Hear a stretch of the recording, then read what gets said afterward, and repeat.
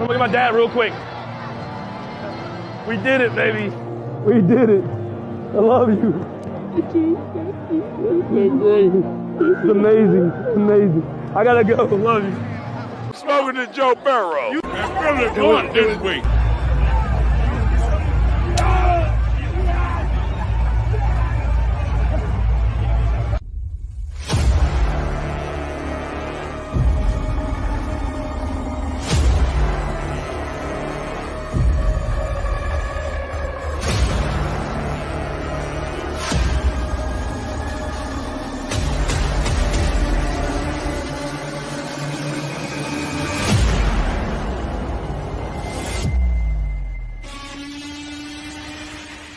Each of us has our own unique background and story of how we became a part of Chiefs Kingdom. Our reach is far and wide with fans all over the world cheering on our Kansas City Chiefs. Everyone donning the red and gold has figuratively signed that mutual agreement and come together for one common purpose. For 76,000 of us at a time to descend upon Arrowhead, man our stations, let out our loudest battle cry to the tune of 142.2 decibels, and make that stadium rock until our opponents beg for mercy. We are unrelenting in our pride for this city, these players, and this team. This is the show for the Allies, Arrowhead Allies.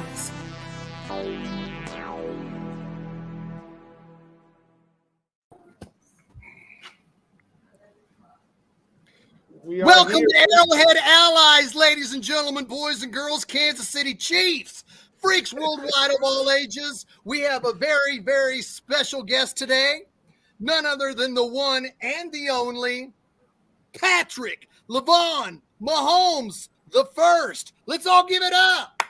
Hey. Thank you for having me, guys. Thank you so much. Man, Thank you so much for joining us.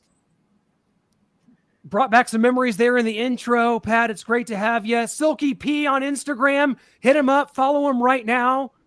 You're amongst friends, Pat. This is a cool deal we got going here with these Arrowhead Allies. Welcome. You are now an official ally. Welcome to the show, sir. I can't wait to be a part of the club, man. I've been knowing you boys Shaggy for a long time, Nitro. So I'm just getting ready for football season, getting ready to get this thing going. I see B shining up there. See Yes, all sir. y'all getting ready to do some things. So let's get this thing cranking. Hey, let me kick it out, Mr. Mahomes. Did you all give Patrick Cambodian breast milk growing up? What superpowers did y'all instill in this man for him to be the man who he is today? Well, I just think it's in the DNA, Johnny Mahomes, which was my father, he passed a little bit down to me, and I passed a little bit down to Patrick, and hopefully he's gonna pass some down to Bron so we can make this thing keep on rolling. Hey, Pat, you've spent a lot of time on the Shaggy Shane Kansas City Chiefs show at Arrowhead throughout the years, going all the way back to Patrick's rookie season in 2017. And I can't thank you enough. We got a great crew at Arrowhead Allies. Like you just talked to Brian B. Shinen. He's the morning personality on Hot 103 Jams, KPRS. He interviews everybody from the Royals owner to the mayor to many guests. And he's got amazing personality, and he lays down the sweet tracks. And Michael Matthew, the gentleman, he's from Los Angeles, California. He works for TGN Sports. He's a Chiefs fan, but he covers the Los Angeles Chargers, the Los Angeles Rams, and he covers the Los Angeles Lakers. When you see him on pregame, he's covering the Lakers. So Michael Matthew, he's kind of a big deal. He gives us the inside scoop on the Chargers and the Rams. And, of course, Clinton Noah, they run the biggest Patrick Mahomes fan page on Facebook, and they started that as soon as Patrick Mahomes made his first start. Noah got out there. So when these gentlemen all asked me to join their group, the Arrowhead Allies via Starcade Media, I jumped on it. I said, this is something that has to be done. They're good people. They know their football. They know their sports, and we're thrilled to have you. Now, Pat, the question I have for you is, when it comes time to believe in what goes on in a player's heart, regardless of the circumstances that they had to endure to achieve their goals, you still believe in it. Let's go back to 15 months ago. when I was a guest on the Big Mahomes Show, you and I broke down the Kansas City Chiefs 2022 NFL Draft. We spent a lot of time talking about the draft picks, but we spent also a great deal of time about the signing of one wide receiver, Justin Ross. We spent time breaking down his potential as well as his injury and what he could be once he got better. And 15 months later, here we are. You know, he's making plays. He dealt with the foot injury. And I want to talk about something that you touched on with Linda Dorsey and Tanisha Mahomes on Two Gems and a Mic. Make sure and check out Two Gems and a Mic with the diva Tanisha Mahomes as well as Linda. You touched on it as well. You continue to talk about Justin Ross practicing with Patrick. You continue to talk about everything about his potential.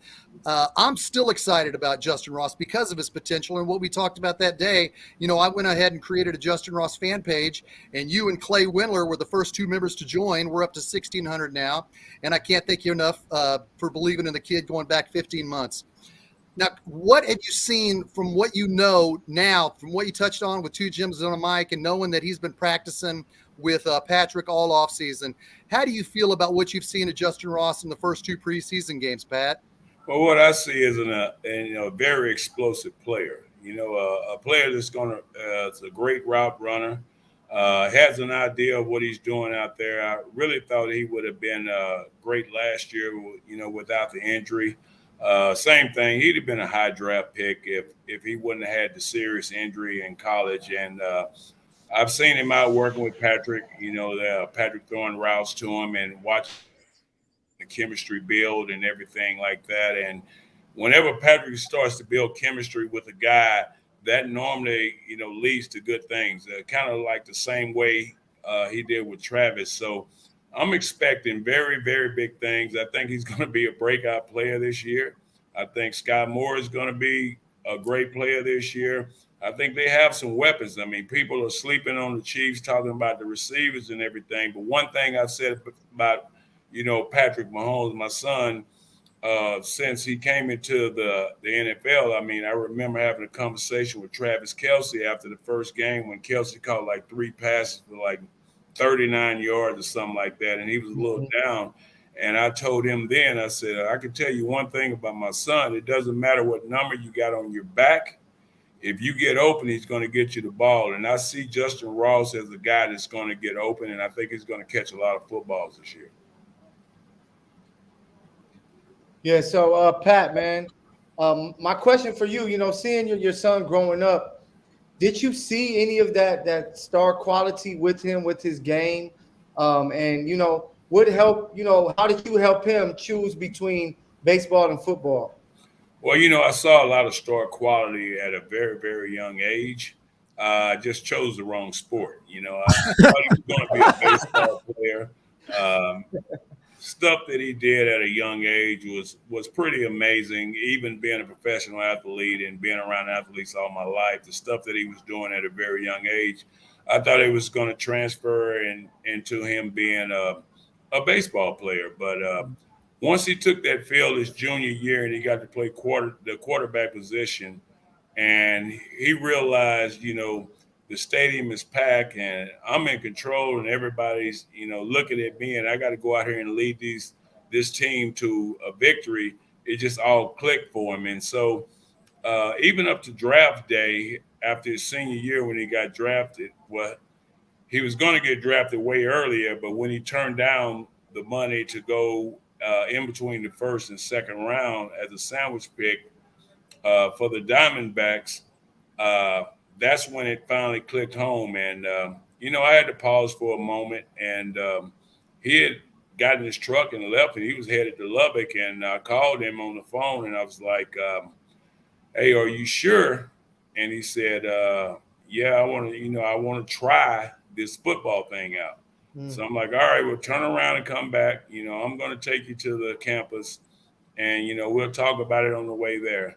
So we drove 7 hours up to Lubbock, and, you know, and I questioned him a lot about a lot of stuff that he was going on and what he thought his expectations were going to be and everything. And I'm like, I just didn't really know if the stuff that he was doing was going to translate, to the next level. He was doing the left-handed throws. He was doing the no-look throws. He was doing the scrambling around and backyard football. And I just didn't know if that would translate, to the next level. Because being a quarterback, I was an all-state quarterback myself in high school, and got recruited to play college football and all that. And I took a few visits and whatever. But, I didn't like to get hit. So I knew that was never going to be an option for me. But for him, I'm like, I know you right now. I know you can play in the big leagues. But this football stuff, I don't know where this is going to go. And, once we decided that was the route we were going to take, I just got behind him and I was like, I'm going to be at every game. I'm going to be there and support you. And however this thing ends, it ends. And the best thing about the whole situation is you made your decision. I didn't make that decision for you. So if this thing doesn't work out, you have nobody to blame but yourself. You took a shot. You tried to do something that you thought you could do it. If it doesn't work out, then I think you can be happy with it. Okay. Hey, Mr. Mahomes, hey, may I have this dance? Yeah. Mr. Mahomes, with speaking of Patrick growing up and raising him, I wanted to know, like, with him having one of the biggest platforms in sports, and Black athletes need that. Black athletes need people like Patrick to speak up like he did in 2020 for Black issues and for Black people. I want you to explain and talk about how you and the Mahomes family grew up with Patrick and how y'all instilled his culture within him. Well, I mean, he was able to see both sides, because his mother's white, I'm Black. He loves my father, Johnny, like no other. I mean, Johnny, as soon as he was born, Johnny was in a bad spot. We didn't know if he was going to make it. And the one thing he would always say was, if I can make it to see my grandson, then, I'll be good. And then it seems like soon as Patrick came, everything turned around and he started going the other way. And yet, 27 years later, he's as strong as ever and doing everything. So he saw that side and he saw the other side of his family. And all we tried to distill in him was to be respectful to everybody that he came across. Look him in the eye, talk to him, look him in the eye, be straightforward, tell the truth and whatever. And he kind of took that and ran with it. So early on, when those issues that were starting to hit head and come up, the kneeling stuff, for the national anthem and stuff like that, he would call me and say, Dad, I want to, do what I'm supposed to do, but I don't think I should kneel or whatever. I think I should stand for the anthem and this and that. And I'm like, son, you got to make your own decision. You can't let nobody else make your decision for you. Whatever decision you make, I'm going to stand by it.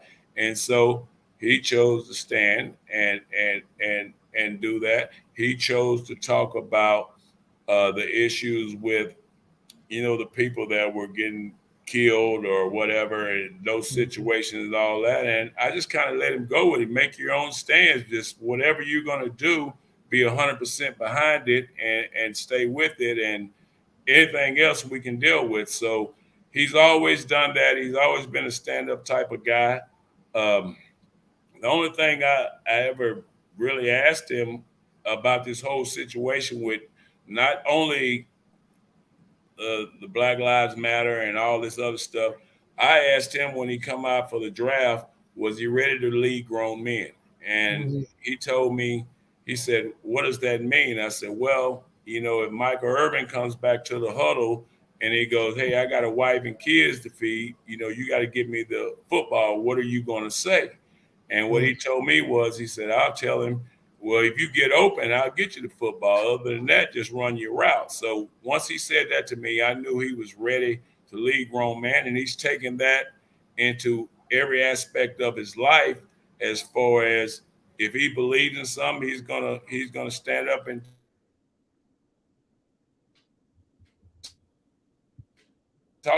he's not gonna do it. So he's always been a stand-up type of guy. So that's probably the proudest thing about him that I enjoy. Yeah, Pat, I wanted to ask you kind of about his competitive fire. We all saw the Netflix series, kind of got to take us behind the scenes. But where did his competitive fire come from? Was that growing up with you in the majors, him around in the locker room? And also, did you have a problem with Eric Bieniemy calling him a competitive prick? No, not a problem at all with Eric calling him a competitive prick, because that was probably spot on. Honestly, Nitro, the quarterback series kind of surprised me. Really? Because that was one of the biggest bugaboos I had with Patrick growing up. I would always think that he would always just conform to what everybody else was doing. I wanted to see that fire that I saw in the quarterbacks. I didn't even know he did all that. I didn't know he talked that way. I didn't know he felt that way. We love it. Mr. Mahomes, we love it. I'm going to tell you, I loved it, man. I embellished it. So when I saw that, it kind of took me by surprise. And it came right on, episode 1 when him and Crosby, and then he was saying what he said, and we know the words what he said. You wrong, effort, and I'm like, okay, now you're acting like your daddy. That's the way I do it when I play.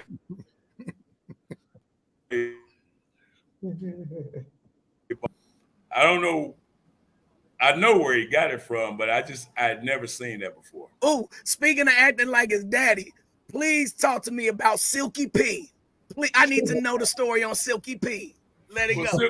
Silky P is kind of a name I got from playing basketball. I was Mr. Basketball in the state of Texas my senior year, and one of the old heads, as we call them, old heads guys, just come to the games and stuff, and throw a little change down on who's going to win the game and everything. And so they called me Silky P because they said every time I shot, it didn't hit nothing but the silk at the bottom of the net. So Silky P 23 kind of, made his name. And then I was number 23. So I just kind of ran with it and stayed with it. You're given nicknames. You don't make them if you're a real player. So, players make plays, and Silky P23 put in his share of work back in the day. Well, Pat, do you like the arm? No, go ahead, Clint. I'm sorry. Go ahead. It was just a follow-up question. I was just gonna ask him, did he like the group Silk? Oh yeah, yeah. You gotta. Hey, Mr. Mahomes. I used to get freaky with him, get freaky with me. Mr. Mahomes, you got to come to the White Linen Party. They performing in Kansas City at our White Linen Party. Come on, man. I got you. Well, all you got to do is hook me up with the dates, and, we'll be there. September 3rd. I got you. I might even bring the wifey. She might even come. Come on, man. It's at Power and Light District. I got you. Hey, Pat, the Royals are talking about moving, and they are going to move. They're looking at options of moving out to other areas of Kansas City. And, Pat, you and I are the same age. We know our stadiums. You got to see the Rangers play, and I watched the Rangers play back when I was a kid. And you remember when their stadium got torn down and they went to the stadium in 1994. From 1994 through 2019, the Texas Rangers only played at that new stadium, which was beautiful, for 25 seasons. There's a lot of talk now that with the Royals leaving, that the Chiefs very well might leave. And that's an emotional tug, not only for me, but everything that Arrowhead has become, everything that Arrowhead has been the last 50, going on one seasons now. My question for you, it's kind of a 2-point question. Would you be surprised to see Arrowhead leave when their lease is up in 10 years or 8 years? And why did the Rangers dismiss that stadium after only 25 years? Well, I think we have two different dynamics here. The Rangers, when they went from the old ballpark to the ballpark in Arlington, I think it was pretty much the passing of all the old stadiums. I was fortunate enough to get to the big leagues at a very young age, and I played in the old Detroit, old Tiger Stadium. I played in Memorial Stadium in Baltimore. I played in in Cleveland Stadium and all that. And then I was fortunate enough to play in all the new ones as they were getting built, and saw that. The Ranger Stadium is kind of got outdated. It kind of got outdated, and it had to do something different. Now with this new thing, this new stadium that they got, which I have only stepped foot in one time, and that was for my youth baseball team. I had a couple of them make an all-star team there, and they played there at Globe Life. I think that was a situation where the weather is so hot here in Texas that it makes it hard to have an outside stadium, and for them to have a stadium with a roof where they can climatize it and make it better, it makes sense. Now, as far as Arrowhead and all that, I would hate to see a situation where they did move.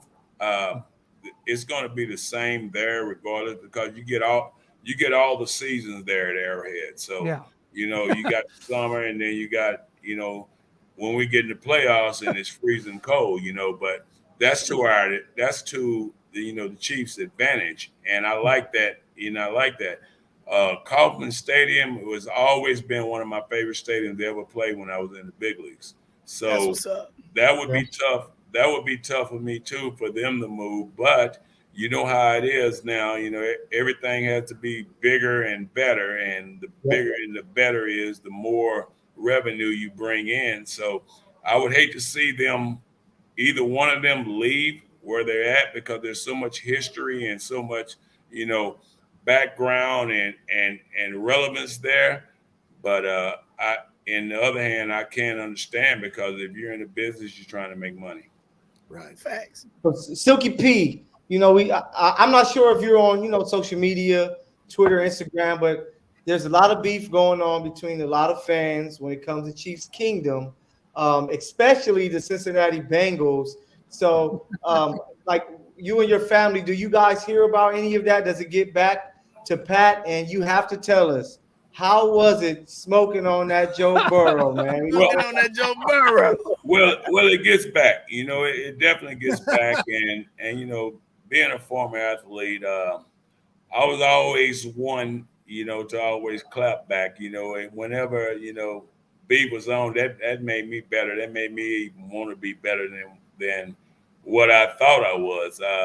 I remember the first year Patrick was playing, and we went to Foxborough, and we were playing the Patriots, and we were undefeated.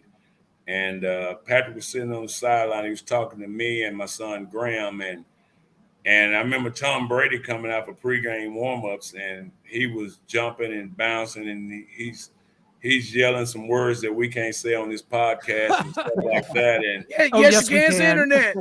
So I'm looking. He's like, "I'm still the man, MFer, blah blah blah blah, and blah blah." And I'm like, Patrick, hey, turn around, say something back to that motherfucker. Yes, yes, sir. And he's like, no. I'm like, well, the era I grew up in baseball, that was just part of it. That's just what we did. So, to hear all the hype about the Arrowhead, and then it really pissed me off when the mayor said what he said, man, his daddy knowing I'm his daddy and all that.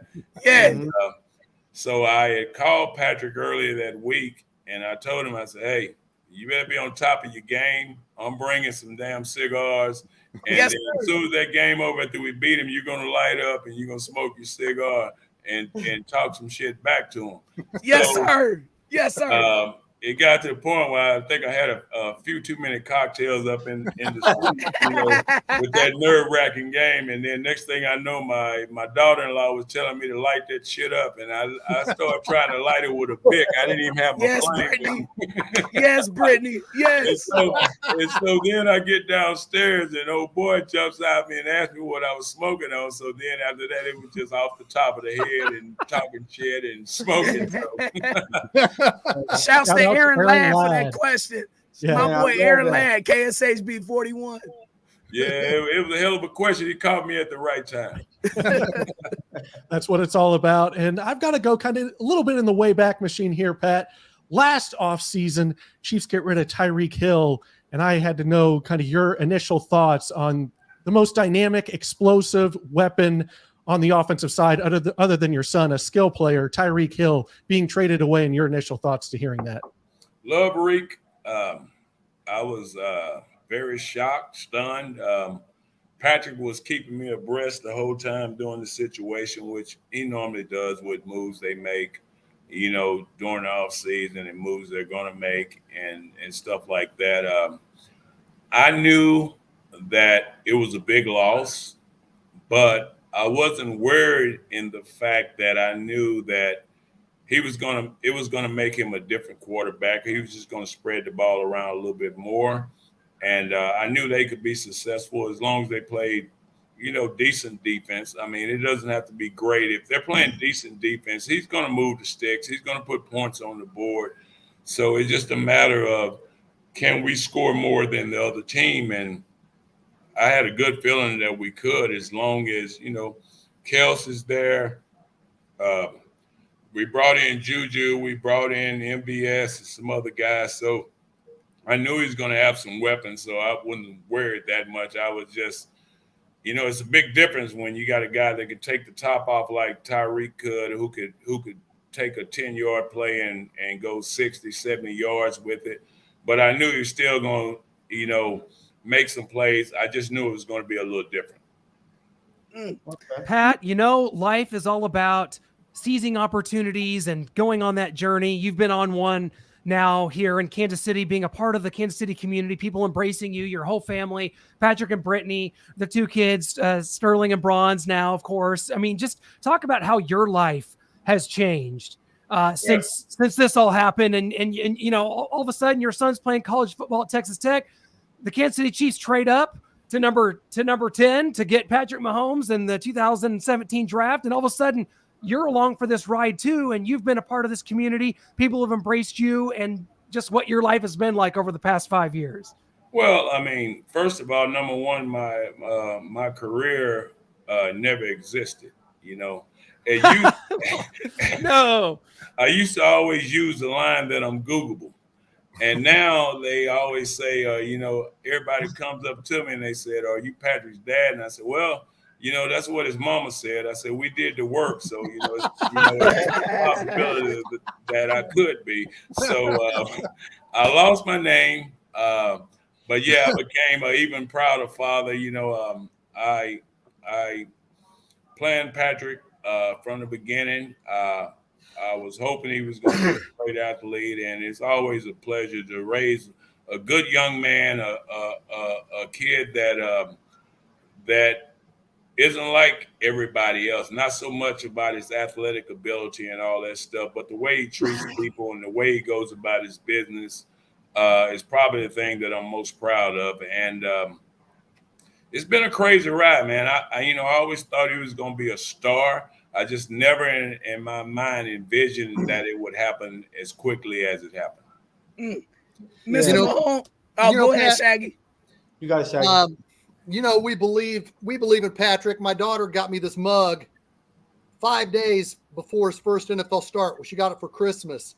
And I dealt with a lot of flack. You're like, dude, why would your daughter buy you a number one Mahomes mug for Christmas when he hasn't even played a game? He could be a bust. But we believed in him. I believed in him. And I looked at those people that doubted me and I say, I'm good. I wear it well. And it's an awesome honor to be a number one Mahomes. My question to you about the Chiefs team is that they are young. Patrick's going to be 28 in 3 weeks. And we had a chance to interview Wanya Morris, the Chiefs' third-round draft pick here on Arrowhead Allies. And in May, Noah and I had a chance to interview Isaiah Pacheco, and he's a good young kid. What do you think about the youth on the Kansas City Chiefs team? Patrick's about to be 28. What do you think about the fact that there's so much youth that's carrying this team, Pat?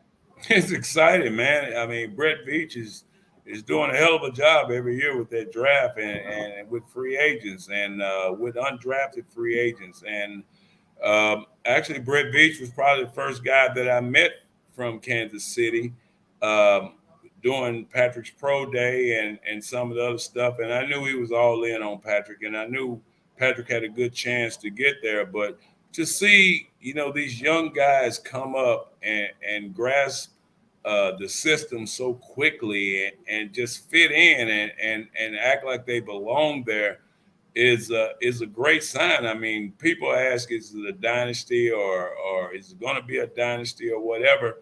All I can say is that they're on the right path right now. They're bringing in young and new talent. They're not overspending, for guys. They're not like the Yankees. They're not trying to buy a championship. They're letting guys come up and develop. And everybody knows I'm in the youth development space myself with baseball, and it's always been a passion of mine to develop kids so they can have a chance to be great. And that's what I think the Chiefs organization is doing. They're giving guys a chance to be great, and they're trusting in them. And when you got a head coach that will let you be yourself, let you go out and play your game, then the results are always going to be positive. They're always going to be positive. You're going to make your mistakes. We've had guys make their mistakes and had to readjust and do some different things. But as long as you let a guy be himself and he go out and play the game that he can play, one thing about it is the worst player on the NFL team is better than you could even imagine, because how hard it is to get there is unbelievable. And the work it takes to stay there is even more impressive. And seeing these young guys go out and blossom and become their own and make their own identity is just such a beautiful thing.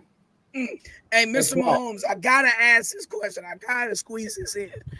You shared a big Leo energy with me and my dog Michael right here on the podcast. You know what I'm saying? 3 lions in a room.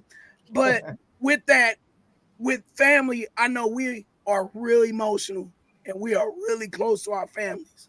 With that being said, I played this clip on my morning show, The Morning Grind on High 103 Jams. The clip at the end of Super Bowl 54, when you embraced Patrick, when you first saw him walk off the field, with the confetti falling down, and you were overcome with emotion. If you could, man, could you please share and tap into that? And I know you just got through talking about raising Patrick and being a father, but please, man, share what emotionally you were going through, just specifically in that moment. Well, now I've got to have that moment 3 times already. So, my buddies back home, they give me hell about it. They says my crying ugly face. So it was beautiful. The first moment was draft day,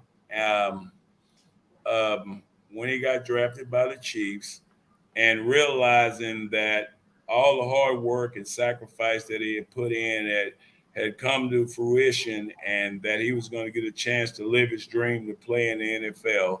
And that was a pretty ugly face. I get that picture sent to me about twice, twice a year, people laughing at it. The second one, the moment you're talking about, was realizing that he had attained that goal of being a Super Bowl champion. And it was just crazy.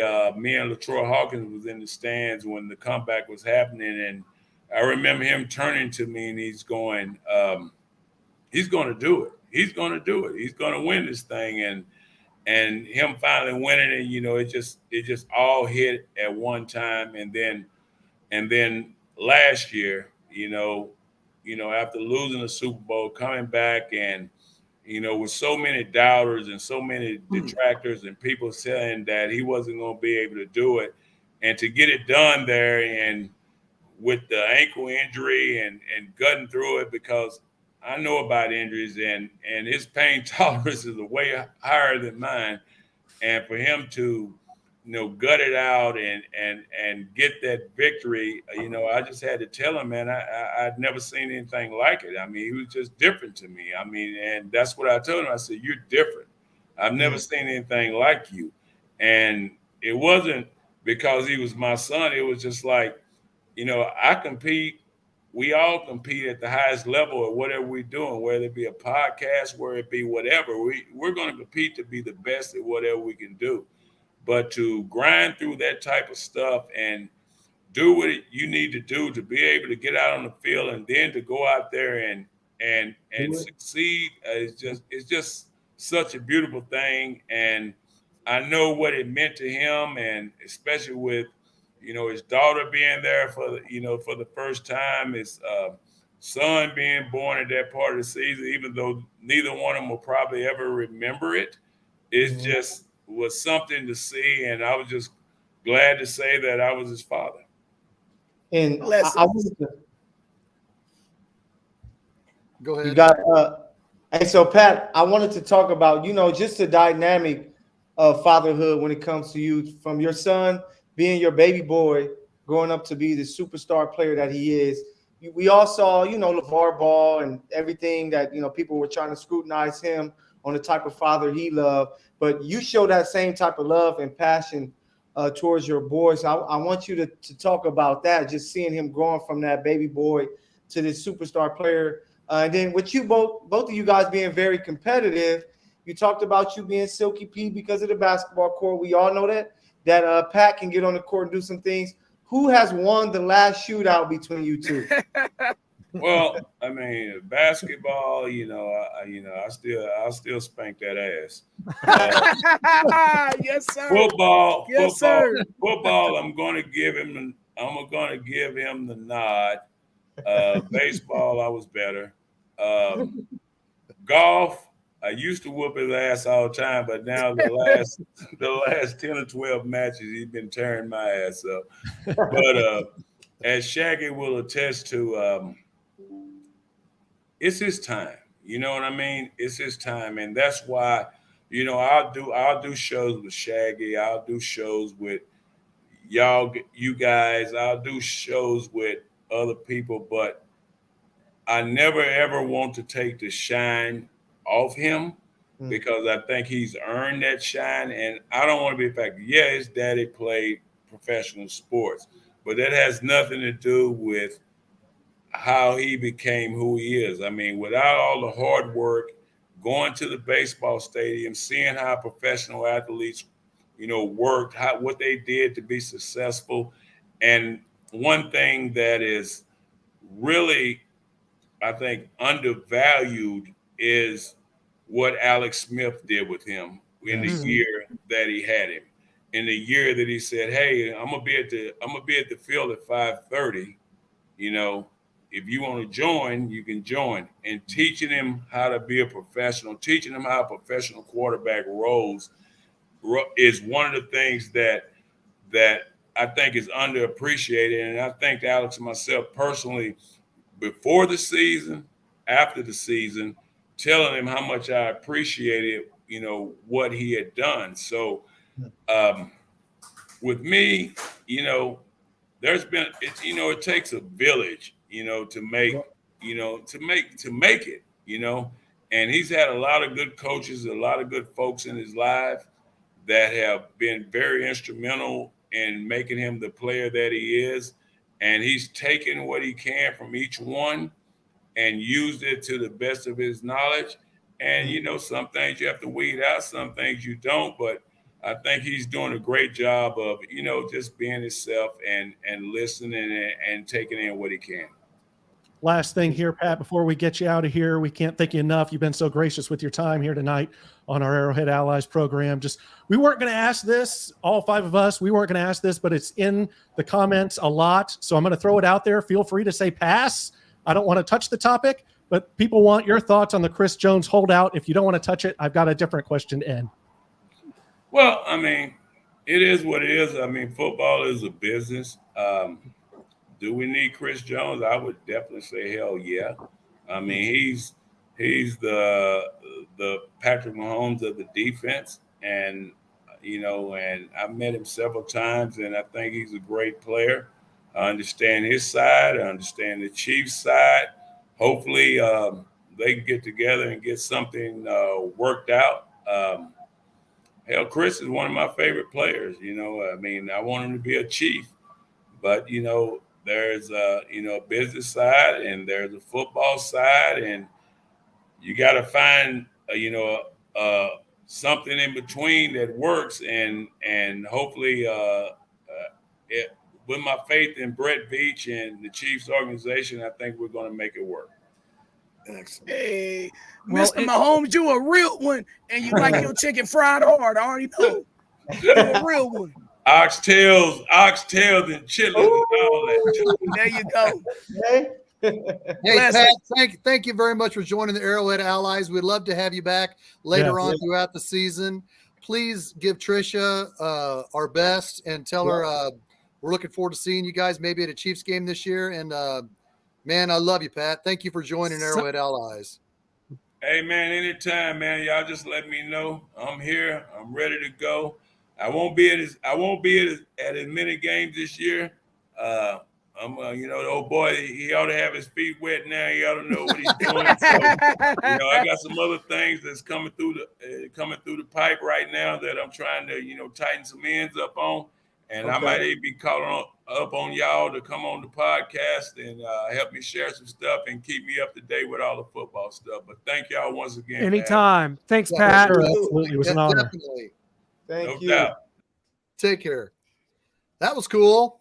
There we go. That was Pat Mahomes. Thanks, everyone, for joining and asking the questions, being in the comments. A lot of you enjoyed a lot of those answers, as did I, because as Pat Mahomes got more comfortable in the role, in the situation, man, he's an open book, and we were the benefactors of what was, to me, a tremendously entertaining and fun and downright candid interview from Silky P, our guy, Pat Mahomes. Guys, great questions. It was awesome. Yeah, man, that was some good stuff, man. I appreciate y'all, especially you, Shaggy. Thank you for that, my brother. Yeah, but right now, you can tell though, he's like, man, I gotta attend to something. He gotta go roll him a loud pack or something right now, man. I think we might have put too much on him. No, hey, Pat, you have to appreciate Pat because you can see a lot of what rubbed off onto his son, man. Just being able to be a free spirit and being very respectful and somebody that's very passionate about what they do. So it was just a great time having him. And I had to ask him about the smoking on that Joe Burrow because the Chiefs smoking on that Joe Burrow. Chiefs trying to do it again. So I hope he's ready for more of that. That was good. Yeah, he's class act, great guy. I'm humbled and honored to call him a friend. He was on. His mom, his late Mama Cindy, God bless her, rest her soul. She was a fan of the Shaggy Shane show. And when she came to the home opener in 2018, Patrick's first game, she was really honored. She was really happy to see me. And I'm just a loudmouth on YouTube, but I'm honored and humbled to call them all friends. We miss Mama Cindy, but Johnny Mahomes, I met him, Patrick's grandpa, Pat's dad. They're beautiful people. They're down to earth, good people. They're because you tend to see when you meet somebody famous or somebody out there, you think that when you don't know them, when you meet them, they're going to have this allure about them that they're just their time is precious. But man, Pat's came and he was on the Shaggy Shane show from 2017 through the last couple of years, and he's just a really good guy. And as you could see, he keeps it real, and he's like that on podcasts as well as people. Thank you for bringing him on, Noah and Clint, and thank you, Brian and Michael. And he's an awesome dude. You set it up, my friend, and of course we welcome him with open arms. And like you said, hopefully we can have him on in the future. Got to give a shout out to Matthew. Everyone in the comments, you really showed out for this interview, helped us carry it along, getting your thoughts in there. Got to give a shout out to Matthew, my favorite crew out here. Thank you all at Arrowhead Allies. We love it. We thank you. Big love. I am one. Yes, you are one. Noah, we have to set this up. All right, we got to set it up somehow in Kansas City. We got to get Pat number 1, Pat number 2, get them at a basketball court and see who wins best out of 10. It'd be like straight up. We could. That'd be like He Got Game, right? No, man, don't do that. Jesus Shuttlesworth, no fans. Because he said I got him on the basketball court. He can't touch me there. This is the best way that he can prove it in front of the world. We bring it to him. Arrowhead Allies, Starcade Media. That would be epic. Brett Veach, I'm sure, would give his permission for such. Yeah, he won't, but they can do it at if they do it, they can do it right there on 18th and Vine by the Urban Youth Academy. Open court right there. Make it happen. Because they don't got to play one-on-one. It's just shots. Best out of 10, play some more shots. I think it's in his contract for real that he can't play basketball. Correct. Seriously. It is. I think There's a basketball court in his home. So There it is. well, guys, we talked a little bit to Pat about Chris Jones. We got to get to this. Is he not going to be here till week 8? Some fan asked him, when are you going to show up? You've been playing too much on Twitter and social media, and he's probably playing with us again. I don't think he actually means week 8, but if he does, this could be a disaster. I think maybe we need to trade him if he's serious about this week 8 thing. And then Arrowhead Live came on. That'd be a hefty tab. And Chris Jones said, hey, I can afford it. Well, last week I was pretty emotional, and rightfully so. I know Brian said I need to take my emotions out of it. Don't be a fan. So I looked at it glass half empty last week. I'm going to look at it glass half full because my good buddy Clay Wilner from Red Tribe Cinema, he said, hold on, let's not get too excited. Emmitt Smith missed the first 2 games of the 1993 season, and they still won the Super Bowl. So that's going to be my approach. Every week that Chris Jones doesn't play, the first 2 or 3 weeks, I'm going to hope and pray that somehow it gets worked out before week 8. What do you think, Brian? It's all posturing, bro. It's all like I said last week, it's a facade. Don't believe the smoke. We don't know what's finna happen. I don't see him being the chief after 23, though. I'm gonna be honest with you. What about a trade scenario? I've got one here. Chris Jones Ooh, or give me Jonathan Allen, and we get some picks from the Commanders. I don't know what it would be. Maybe you just get a second. They're pretty even players in a way. Obviously, you're going to get extra picks because Chris Jones is better than Jonathan Allen, but Jonathan Allen can hold his own, still Pro Bowl player, still replacing it with a high-level defensive tackle. He's not Chris Jones, but his cap hit's going to be less. Maybe you get some picks back as well, a second and a fourth, something second and fifth, something around that range. What's anybody's thoughts about this trade scenario if we do have to unfortunately trade Chris Jones? Allen and Payne, either one of them are dominant, so you got me there. I would need extra more picks though. Oh, for sure. Down there, you get picks as well. Yeah, it can't be a straight up head to head. No. You know, for me, the only player I would do that with Chris Jones is the other 95 in green and white, Quentin and Williams. Yeah. I would definitely do I would trade straight up for him if I could. But yeah, that ain't happening. He just signed a big deal. Jonathan Allen though. Yeah, Jonathan Allen is a monster. But for some reason, I just have a feeling that the Chiefs are going to somehow figure out how to make, this thing happen. Because like Pat said, he's a Patrick Mahomes of the defense. So I think that they realize that they're going to need this guy. I think Chris, where else would he want to play? Do you want to go to the Commanders and have to play over there? Like, no, because you're not playing with Patrick Mahomes on the other side. So I think that, whether it's, right before the season starts, maybe within 2 or 3 weeks into the season, I think the Chiefs are going to figure it out. And Chris Jones loves the game of football. He doesn't want to sit out too long. So I think that the Chiefs are going to find a way to make it happen. But if you had to make a trade, I think that a trade for Allen will be the best bet if you can get some draft picks.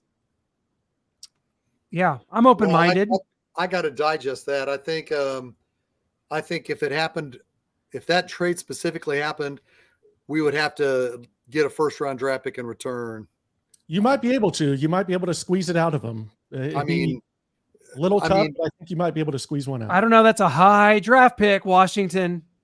That's also true. Yeah.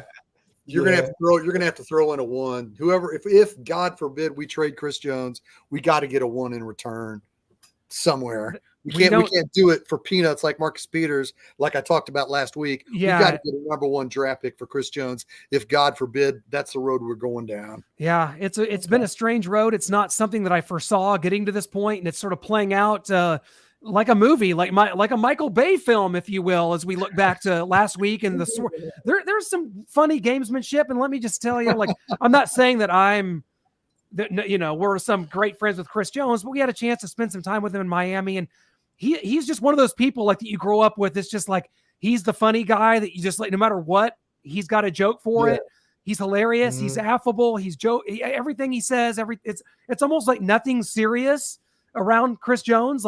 But he's a very nice, affable person. But you don't know, like you just kind of like know, everybody knows that guy. Like everyone had that friend growing up that you're just like, that's the guy that we let handle pretty much everything. Because nothing bad can happen around someone with a sense of humor like that. And that's Chris. And I think that's, like Brian said, posturing, that's all part of this. And his personality kind of plays into it, honestly. Well, you had a chance when you were talking to Chris Jones in April down in Miami. At that time, he was still plugging for maybe possibly bring DeAndre Hopkins on board. So it seems like up until a week and a half ago, Chris Jones was thinking he was still letting everybody know, don't worry, Kansas City, I'm a Chief for life, yada, yada. Then the last couple of weeks, he's been kind of putting things out there like he might not be. But you know what's odd? Or I won't say odd, but something that we don't know. We don't know what the Chiefs offered. They're pretty good at keeping this quiet. We don't know what the Chiefs offered. We don't hear any inside scoops. You don't hear Ian Rappaport or Adam Schefter saying, here's what the Chiefs offered Chris Jones. He won't take this. It's just only thing we hear. And props to the Chiefs brass for keeping this under lock and key. We don't know what they offer, what they're saying or anything. So until we hear something from Rappaport or Schefter or what have you, we're going to have to speculate on what's going on.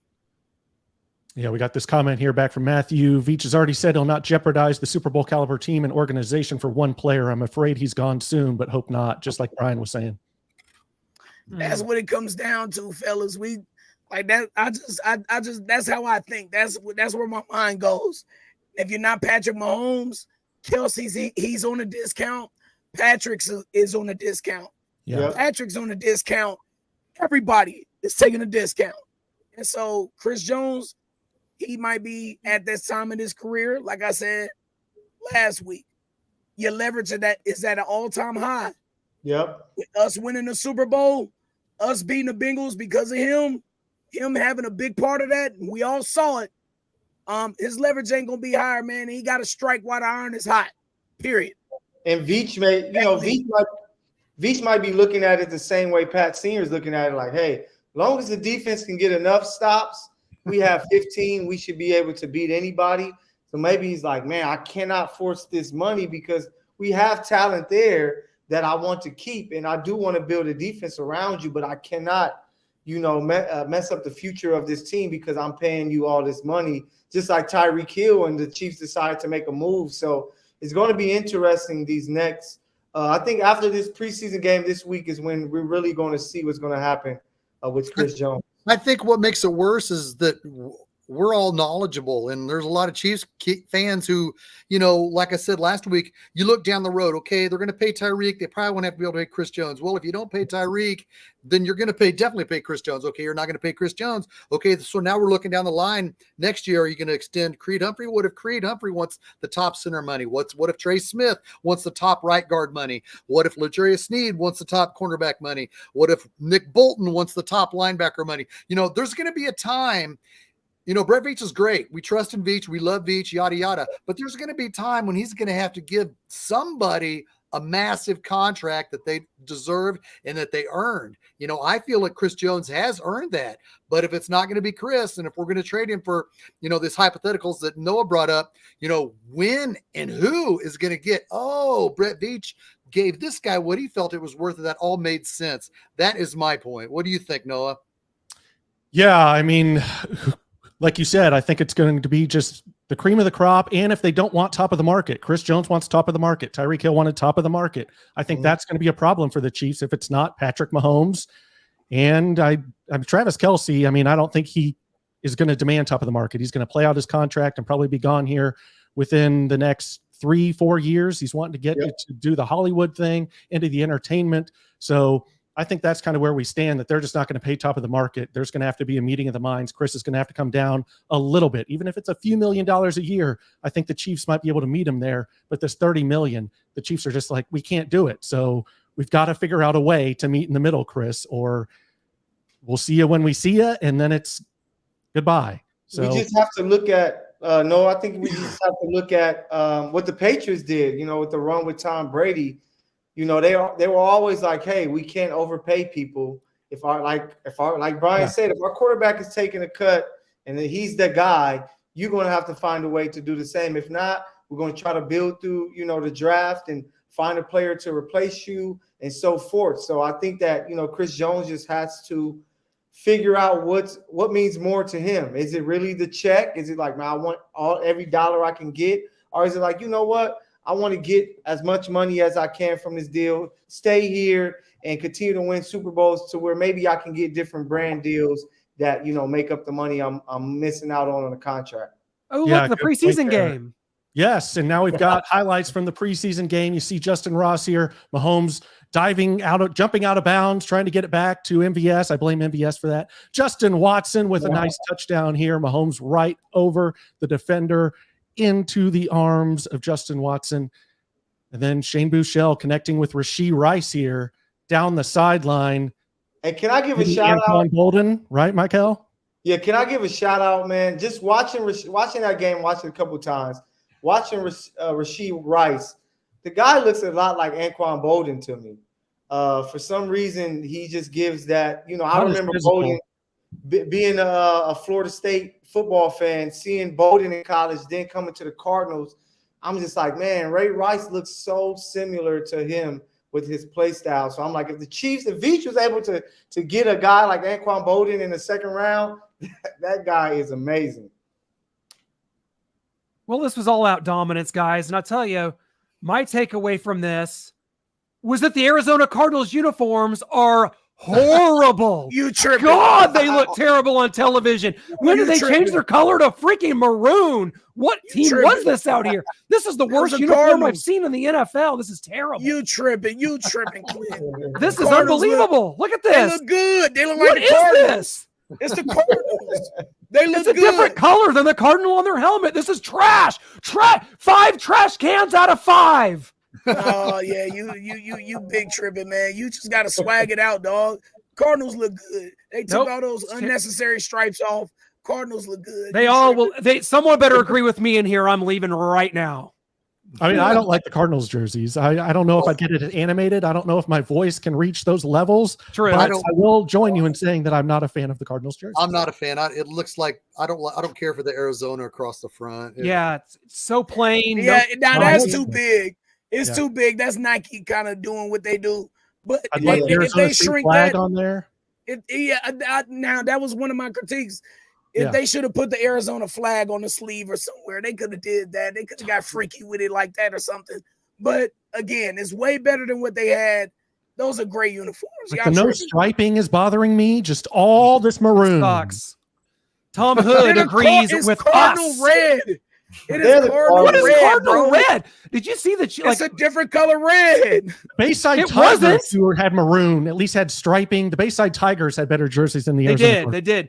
You saw like the Chiefs standing next to Cardinals players like after the game, taking pictures and stuff. And it's like, it just shows you how powerful and popping and perfect that the Chiefs red actually is. The Chiefs uniforms are perfect, but you're comparing anything to the Chiefs, in my opinion, Well, there you especially uniform wise.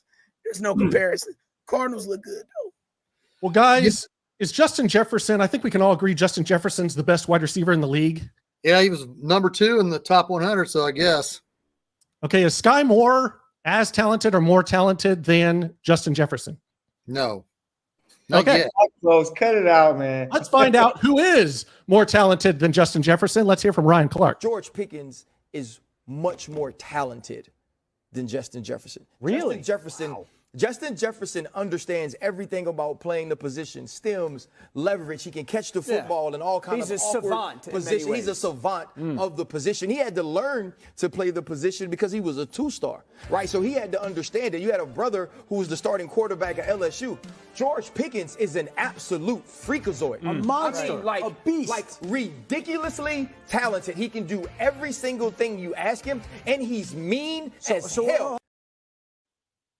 I'm not going to go back and forth with y'all on this wide receiver thing all season like we did last year. Look, man, Chiefs wide receivers just for are great for Patrick and what we're about to do in this offense.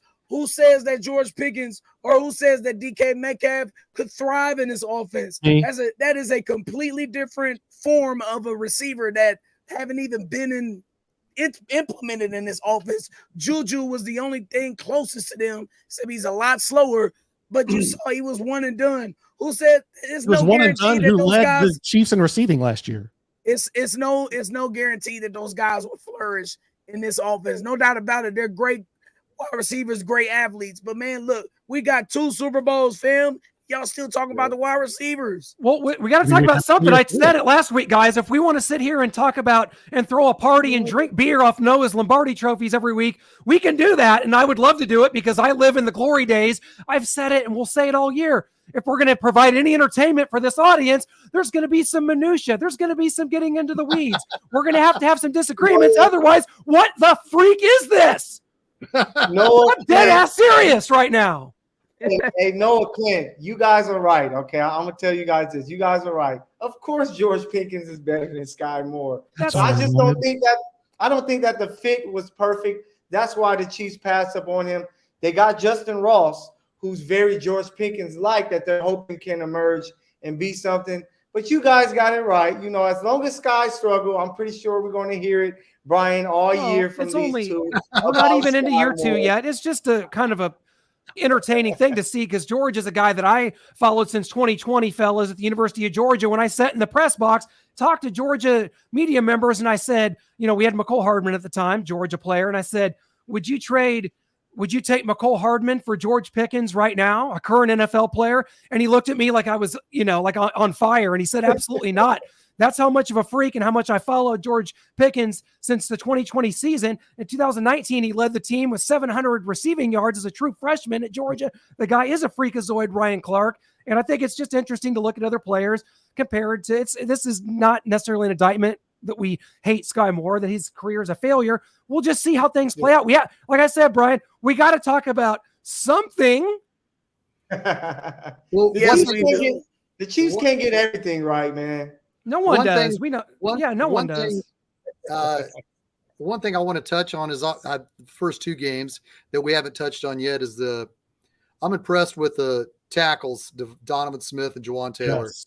Patrick Mahomes even said himself at the post game, he said, I wanted to get hit this preseason. He knows he's not going to play this Saturday's game. He says, I want to get hit, but I didn't get hit. He said, even the play, Patrick Mahomes made an effort to say this, even the touchdown pass that I myself got out of the pocket, I got out of the pocket just to make something happen. So he was quick to say that. He didn't, because in years past, he didn't say, well, things were breaking down, I had to get out of the pocket. He made it known, man, my line was doing great. I wanted to get out of the pocket myself and to make that play and that touchdown to Justin Watson. I'm impressed with Donovan Smith and Juwan Taylor. I don't know if we're going to see them at all Saturday. Probably not. We might see Wanya Morris, but I'm high on where the offensive tackles position is going into week 1, September 7th at Arrowhead Stadium. What do you think, Clint? Yeah. Can't wait for this. We have one more preseason game, and we thought 4 was too many. It feels like 3 is too many, and we're ready to get through this and get this thing going for real. We've seen what these guys can do. The Chiefs came inspired. They came ready to go. You got to like this quarterback room that we got going on, this Blaine Gabbert and Shane Buechele kind of battling out, looking really good. And I'm just ready for whatever comes. There's some roster moves that we're going to be talking about next week because that's going to be, I think, cut day is going to be next Tuesday. So, man, we're going to have a lot to talk about then. But for the heart of this team, for the talent on this team, I'm excited to do it, to start doing some predictions and start really breaking this down and what this season's going to be. Because when I look at it, I always say, what's going to stop you from winning a Super Bowl? That's where we are, guys. That's how good things are here in Kansas City. What can stop you from winning a Super Bowl? We will digest that and much more as we get closer to week 1. But right now we're dealing with what we have in front of us. And I think right now it's just excitement. It really is. Regardless of how animated we get on some of these things, you're excited to defend a Super Bowl championship, fellas. Yeah, it's like being a Lakers fan in the early 2000s. It was like you were trying to find anything you can pick apart from this team because you're like, damn it, we have Kobe and Shaq. We should win the championship. So, it's going to be that, the entire run with Patrick Mahomes and Andy Reid. But you got to love this, man. Brody Croyer was one time our starting quarterback, guys. So anytime I can talk about Patrick Mahomes and the Chiefs, I love it. Amen. Fair enough. Brody so was Tyler Palco. We love Brody, though. Alex Smith. And I mean, the list just keeps going on and on. We could talk about it forever. Guys, I guess we're going to call it. I'll tell you, next week, it is cut day. We're going to have so much. We appreciate everyone for joining us. And for Pat Mahomes, once again, be sure to check him out. Follow him on socials. He's very interactive with fans and gosh, people like Shane, make sure that people know how to get a hold of Silky P, man. Silky P on Instagram. He's just a great person to get to know. He's right there with you. He'll talk to you. And Mahomes on Twitter. So yes, yeah, good stuff, man. It's been great, guys. We're getting real now. We're getting real. This is it. It's real. Thanks a lot, guys. It was a great show. Thanks again for having Pat on. Next Tuesday is going to be special. Let's enjoy Saturday at noon. It's been 100. Whoever came up with an idea, hey, I got a great idea. Let's have a noon preseason game in Kansas City in late August. Yeah, that's a great idea. 100 degrees all week. The Chiefs should probably dress all in white, so make the Browns wear their dark jerseys. No. I don't know. That's just speculation. Brian doesn't like it. Why Anyway, not? guys. That's like the 06 opener against the Bengals. Yeah. It didn't go so well. Or the whole 1980 season where we wore white at home. Yes. Terrible. You were with me, weren't you, Brian? I love it. Well, next week, guys, it's going to be a great show. We got cut down days. We got this next preseason game we're going to be talking about. And then the week following that will be our prediction shows. We get ready for Thursday night football. The season opener, Chiefs, Lions, raise that banner and go. Yeah, I'll be there.